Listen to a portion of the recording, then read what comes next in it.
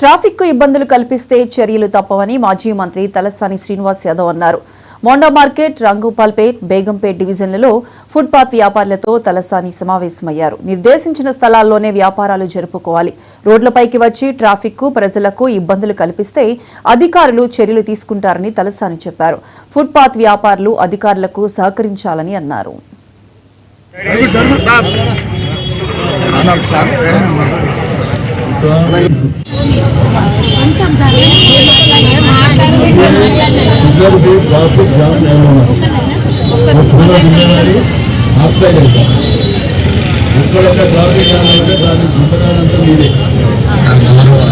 మంత్రివర్యులు శ్రీ తలసాని శ్రీనివాస్ యాదవ్ గారికి, మన డీసీ గారికి, మా ఇన్స్పెక్టర్ తర్వాత లా అండ్ ఆర్డర్ ఎస్ఐకి అందరికి కూడా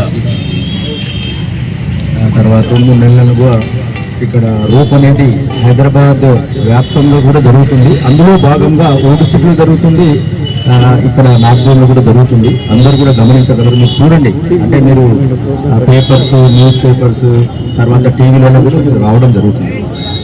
మా ఉద్దేశం ఏంటంటే, సార్ కూడా చాలాసార్లు మీ గురించి చాలాసార్లు మాట్లాడారు. వాళ్ళ యొక్క వీళ్ళందరినీ కూడా నా దగ్గర కూడా పంపడం జరిగింది. కాబట్టి మీరు ఇక్కడ అంతకుముందు సార్ అన్నట్టు ఒక 20-25 ఇయర్స్ క్రితం వెహికల్స్ చాలా తక్కువ ఉండే. ఇప్పుడు మన railway station, Secunderabad railway station గురించి మీకు తెలుసు, చాలా ముందుకు వస్తుంటారు. ఇంతకుముందు కంటే ఇప్పుడు చాలా బాగుండాలి. చాలా మందికి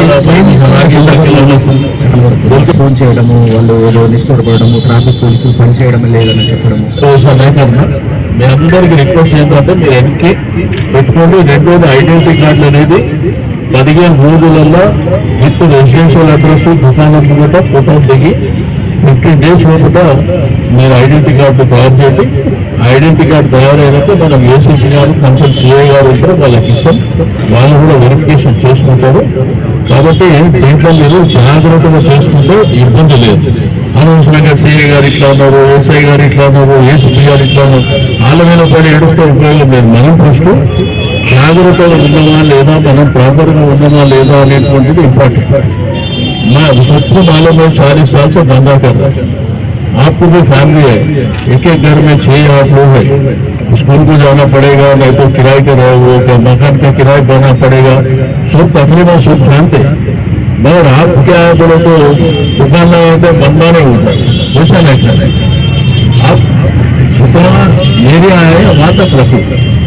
अभी हम कह रहे हैं यहाँ पर अभी आने जाने वालों को दिक्कत नहीं रहता. वहाँ पर शॉप है, ये छोड़ के आगे रोड पर लगे तो फिर పెట్టండి కదా బైబిల్ ఆగే జాకే కొనసాగింది.